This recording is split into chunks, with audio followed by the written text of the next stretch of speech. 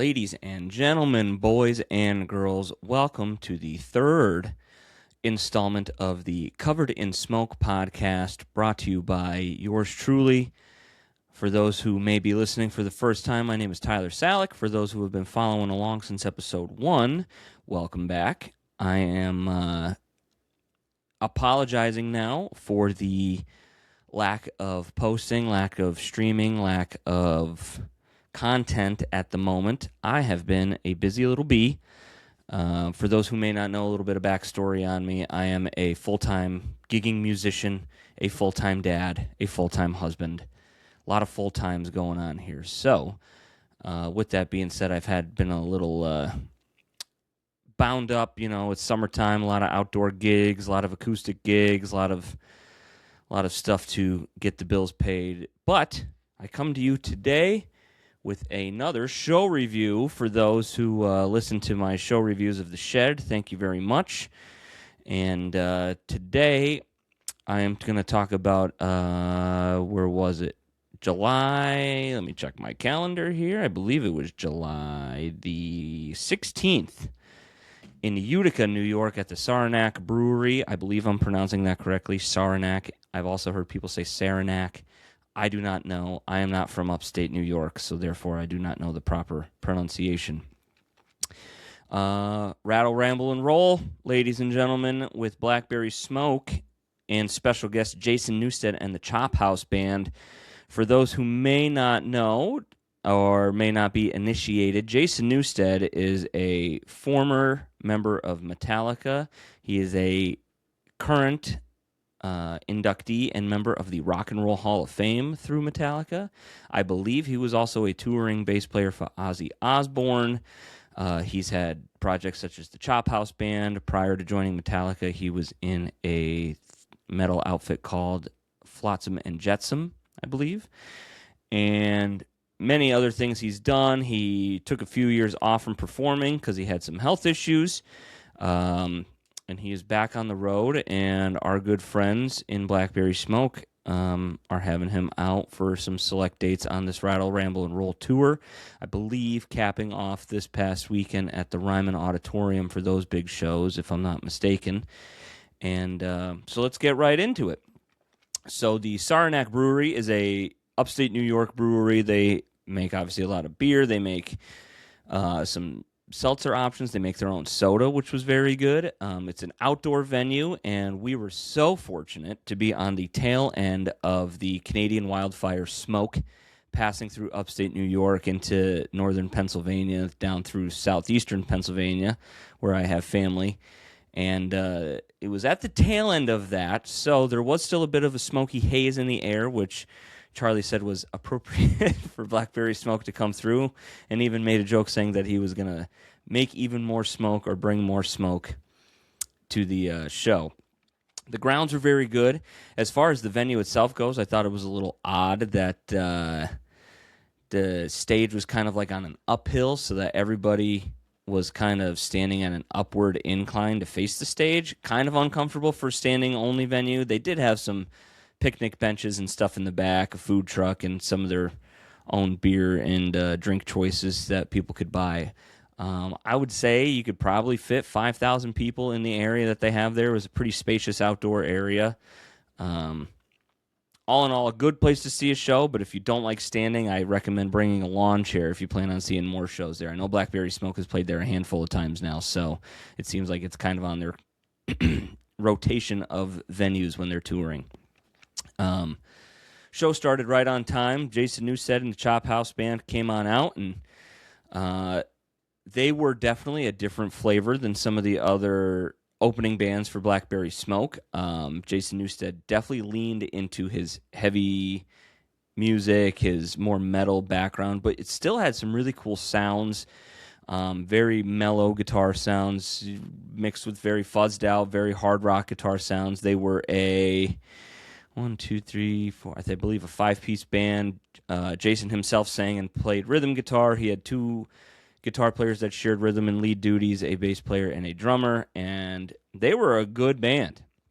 I believe there's a really good interview with Nashville Now. I think it's called Rolling Stone Magazine does it. A podcast on YouTube with Charlie and Jason Newsted sat down to discuss the upcoming tour dates and everything. And Jason had talked about that the Chop House Band had been together since the early 90s, just as kind of like when he was off from Metallica, something to do for charities, for, if they needed a band for a fundraiser, he would put this group of people together, and now he's able to take it on the road with songs that they had been writing now for the last 35 years and everything like that. So it was a very enjoyable band.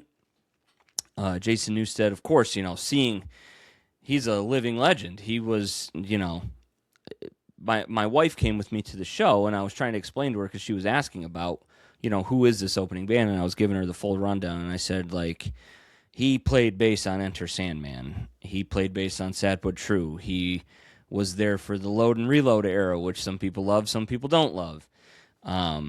He was there for the And Justice for All, despite not being very audible on the actual album, so on and so forth. So, he is way high on the list of holy crap, I'm so glad I got to see this guy perform.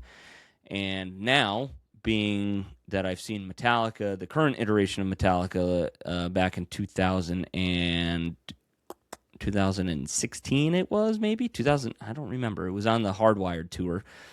I've now seen every living member of Metallica perform live, so that's been cool. I mean, another bit of backstory you may know from the episodes I did with Brian and Jason from the All Things Blues and Southern Rock. Metallica was my favorite band before I found out about Blackberry Smoke, so it was a very cool gelling of, two eras of my musical taste. And of course I still love Metallica now, but Blackberry Smoke is numero uno. I'm not doing a Metallica podcast, but maybe I should.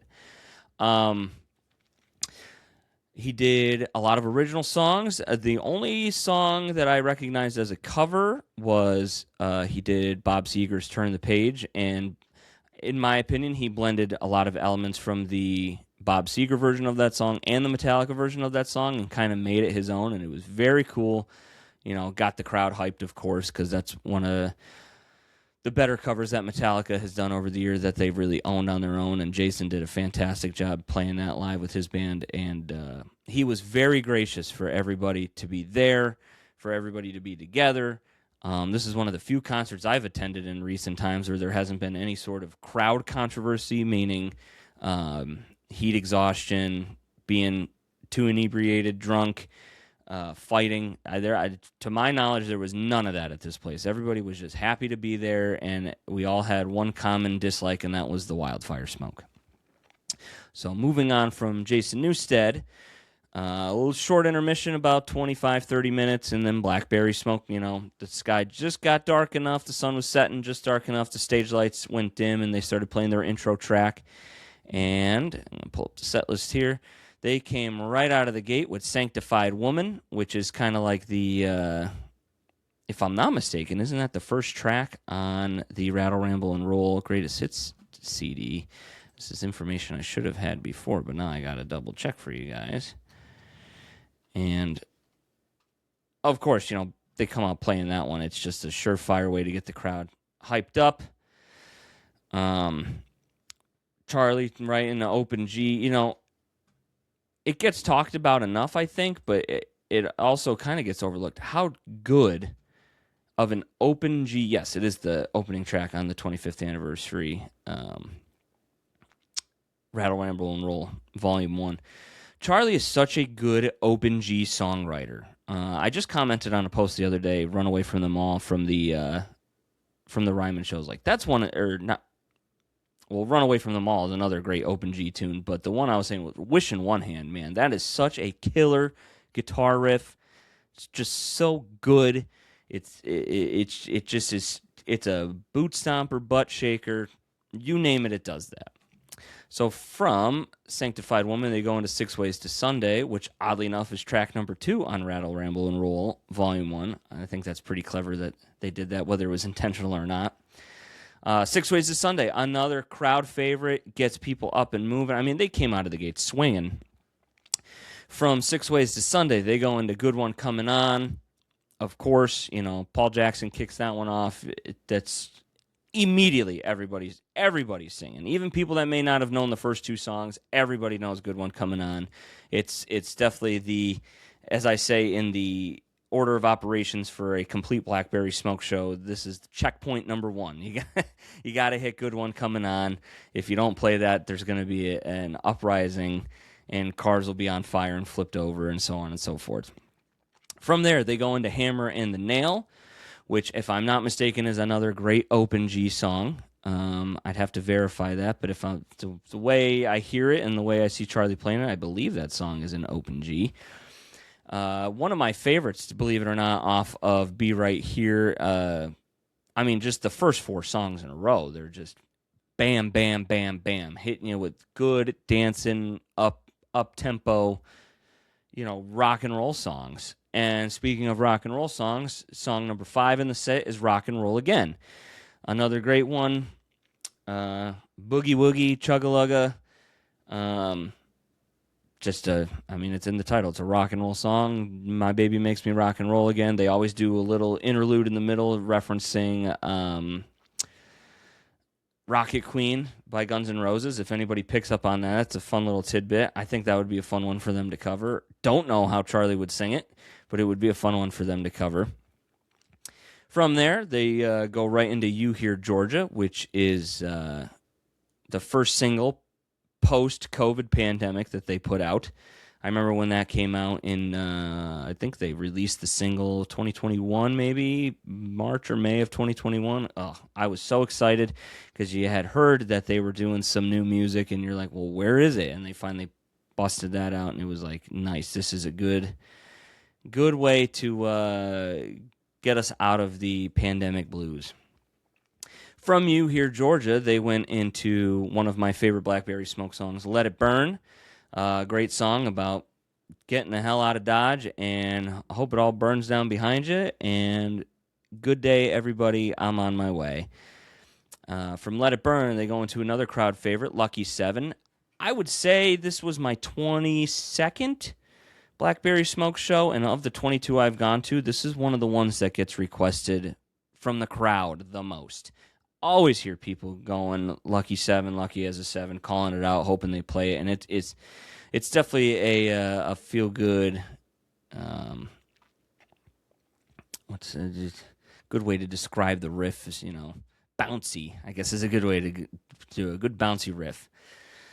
From "Lucky 7," they talk a little bit. Charlie started to talk a little bit about being together for 25 years and how it just seems like they just started last week and everything happens so fast and you got to enjoy the ride. And they go into off of the "Bad Luck Ain't No Crime" album with the opening line being "Having bad luck ain't no crime." They go into "Sure Was Good."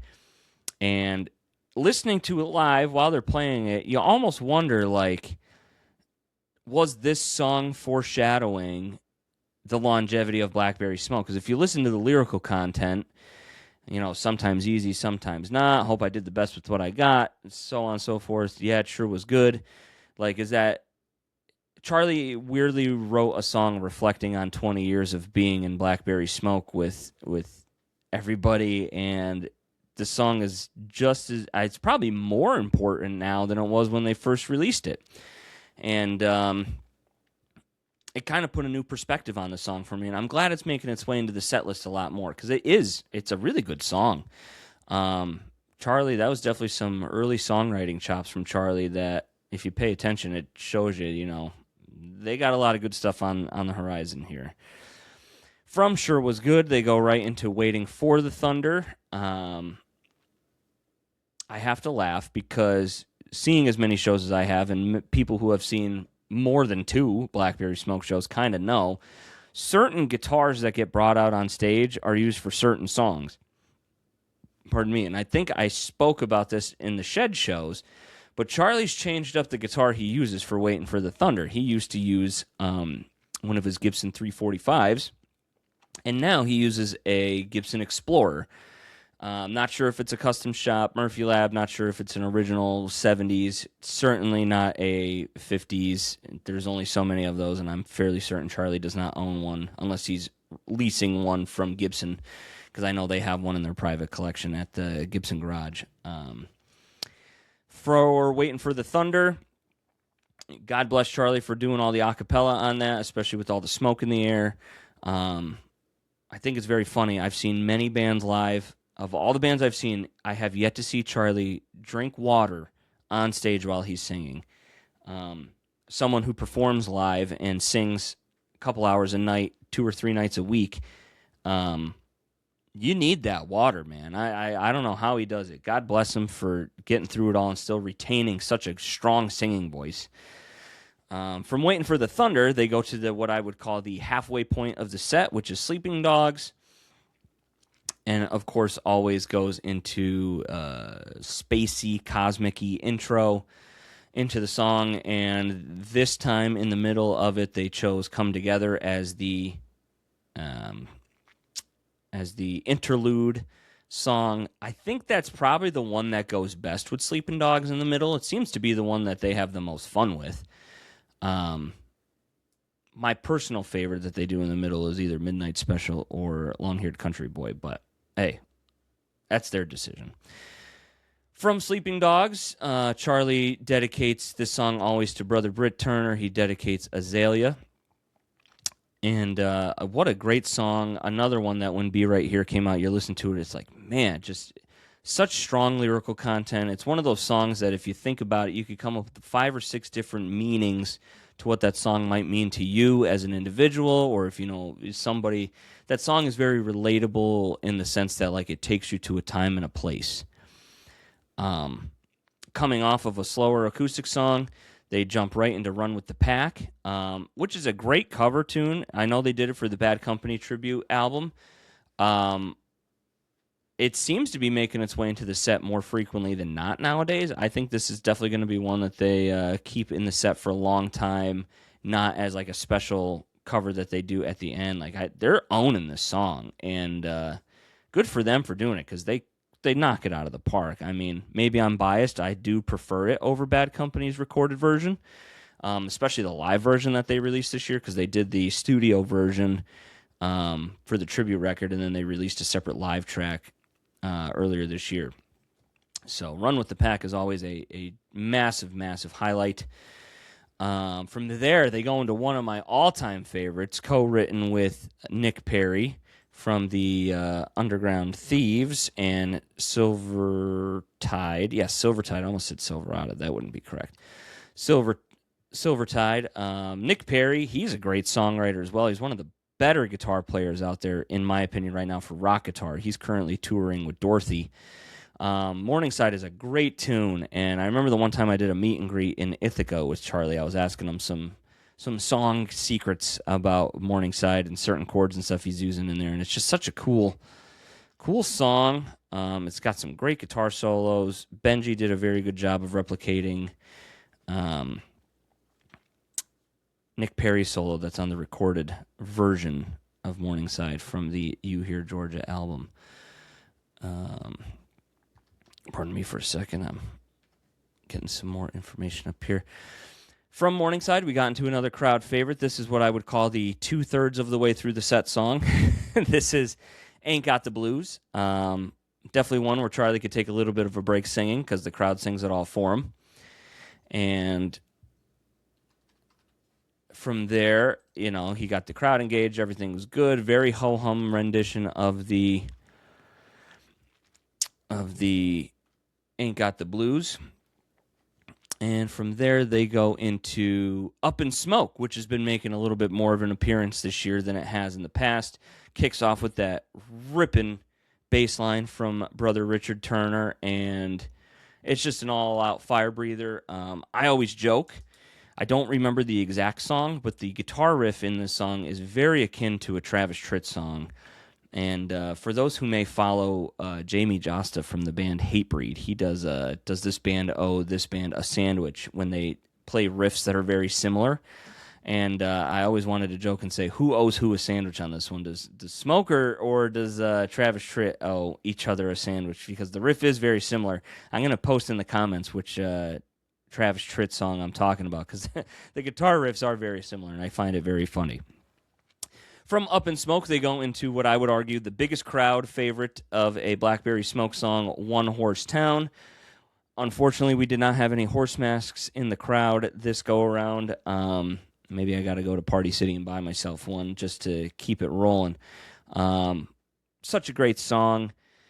Just, it's a fun one to listen to. It's another one where it's very relatable to a lot of people, and always brings the mood up in these shows and keeps people up and moving and having a good time and singing along. Of course, another one where Charlie could kind of take a little bit of a break from singing because he has the crowd do the whole first verse. From One Horse Town, they go into arguably my favorite Blackberry Smoke song of all time, Run Away From It All. Again, like I said earlier, by accident, and I mean it now this time, one of Charlie's best open G songs. Just a good song in general. Run Away From It All is the perfect summertime, windows down, hair blowing in the wind, driving down, a rural road, just blasting that song as loud as you can. From there, they took their short little intermission like they often do and come back out and invite Jason Newsted on stage to do Black Sabbath's Children of the Grave. They've been doing this one a bit recently. I think it was actually Utica 2025, a show that I wish I went to because Jason came out very unexpectedly to play Children of the Grave with them, and I was bummed that I missed out on it. So I'm glad I got to see them do it this time. Very cool to see Jason doing, his thing on bass and playing such a iconic song from a band that I'm pretty sure everybody on stage, road crew, fans, people that work at the brewery, I'm pretty sure everybody likes Black Sabbath to an extent, so it's very fun to see that. And, of course, from there, they go into the show closer of Ain't Much Left of Me, probably Blackberry Smoke fan favorite number 2 behind One Horse Town is Ain't Much Left to Me. Very relatable to a lot of people on many different levels, and that's silly that that's the case, but hey, we've all had some bad stuff happen to us in the past where that is the theme, I guess, if you will. So all in all, as a Blackberry Smoke show, I would rate it 5 stars. There was not anybody there that had a bad time from what I could tell. Just a very straightforward set list. Not a ton of surprises, but a lot of favorites. Couple deep cuts with like Morningside in there, which I thought was great. Love Hearing Sure Is Good live. All in all, I'd say glad I went. This 25th anniversary tour is certainly, if you're a fan of this band and you don't have plans to see them out on this tour, I think you're shortchanging yourself. I really think people should go because they're playing so many good. They probably have 45 songs in the bank for this run of shows. And, it goes all the way to the end of the year to the Cancun getaway. So if that's when you think you're going to be seeing them, good.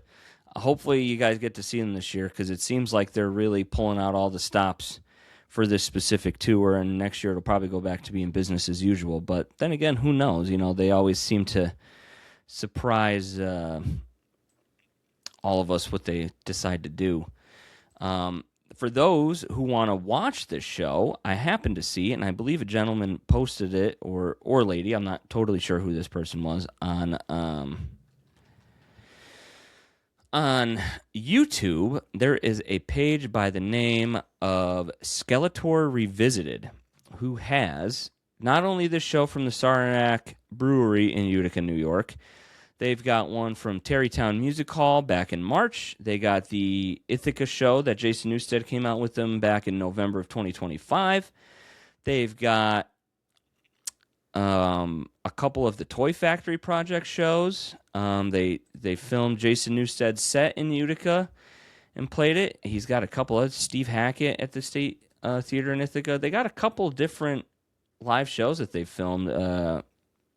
So it was nice to kind of revisit the show actually before I recorded the episode because, that show was 2 weeks ago at the time of recording this, and I'm just now sitting down to do a review of it. So if you haven't quite yet, go give the page on YouTube, Skeletor Revisited, a visit and watch some shows that have happened over the last 2 years. Good stuff. And right up front, I think I actually saw the person filming the show because I was maybe 3 or 4 rows of people back standing at the Saranac Brewery. So I saw someone kind of doing some quote-unquote pro footage of the show itself, and was hoping to see it on YouTube, and I'm glad I did. After the show, walking back to my car, I happened to bump into the one and only Ken Oberly on the drums. Spoke with him, had a few nice things to say to him, and he was very gracious. Probably talked to him for 2 or 3 minutes before we were on our way, and he was very kind and gracious, as many people know who have met him. I did speak to him about having him on the show, and hopefully we could get that working out sometime this year or next year once I get in touch with the powers that be. With that being said, if you are the powers that be and you are listening to this, let's get in touch and try to get some of the band members on the show here. So that is all that I have to say about the show in Utica. Blackberry Smoke Rattle, Ramble, and Roll Tour 2026, celebrating 25 years of Blackberry Smoke. And it has come to my attention in the last week that, and I would like to say some and send some condolences to the family, friends, and of course the band for Evan Bartleston of Merch Mountain. He passed away unexpectedly, and it's very sad. Merch Mountain and Blackberry Smoke are like peanut butter and jelly. You can't have one without the other, and vice versa. And he was a key player in a lot of design and merchandise ideas, working alongside Britt before his passing. And very sad to hear that news, and hope that, everybody finds peace, and that we all troubadour on. So, with that being said, my name is Tyler Salek. Covered in Smoke, Episode 3, in review, upstate New York, Saranac Brewery in Utica. Hope you all have a nice day. Enjoy the episode, and we'll talk to you soon. Thank you.